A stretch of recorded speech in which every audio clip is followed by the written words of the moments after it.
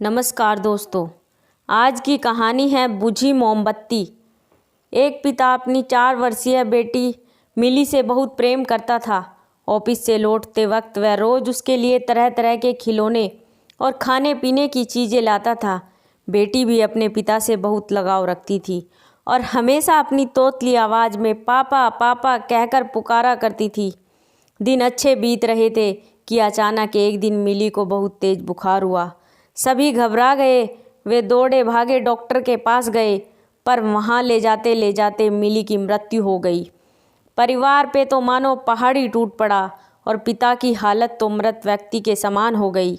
मिली के जाने के हफ्तों बाद भी वे न किसी से बोलते न बात करते, बस रोते ही रहते।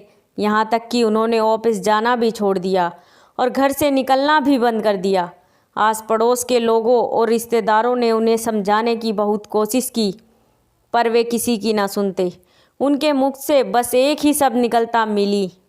एक दिन ऐसे ही मिली के बारे में सोचते सोचते उनकी आंख लग गई और उन्हें एक स्वप्न आया। उन्होंने देखा कि स्वर्ग में सैकड़ों बच्चियां परी बनकर घूम रही थी। सभी सफ़ेद पोशाकें पहने हुए हैं और हाथ में मोमबत्ती लेकर चल रही हैं। तभी उन्हें मिली भी दिखाई दी। उसे देखते ही पिता बोले, मिली मेरी प्यारी बच्ची, सभी परियों की मोमबत्तियां जल रही हैं, पर तुम्हारी बुझी क्यों है? तुम इसे जला क्यों नहीं लेती? मिली बोली, पापा मैं तो बार बार मोमबत्ती जलाती हूँ, पर आप इतना रोते हो कि आपके आंसुओं से मेरी मोमबत्ती बुझ जाती है। ये सुनते ही पापा की नींद टूट गई। उन्हें अपनी गलती का एहसास हो गया। वे समझ गए कि उनके इस तरह दुखी रहने से उनकी बेटी भी खुश नहीं रह सकती और वह पुनः सामान्य जीवन की तरफ बढ़ने लगे।